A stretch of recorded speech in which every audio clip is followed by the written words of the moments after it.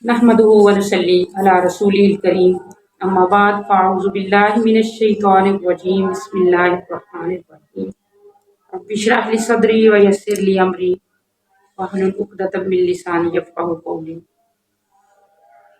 آج ہم رمضان کے حوالے سے چند مسائل ہیں۔ تقریباً ہر لوگ کوئی پوچھتا ہے کہ رمضان میں روزے کی حالت میں سرما لگانے کا، تو مسئلہ یہ ہے کہ آپ گلاب یا مشک وغیرہ سونگھنا، تیل لگانا اور سرما لگانے سے روزہ مکروہ نہیں ہے۔ روزے کی حالت میں ہر قسم کا عطر سونگھ سکتے ہیں، کپڑوں پر لگا بھی سکتے ہیں۔ روزے میں مسواک کرنا مکروہ نہیں، بلکہ جیسے اور دنوں میں سنت ہے ایسے ہی روزے میں بھی مسواک کرنا سنت ہے۔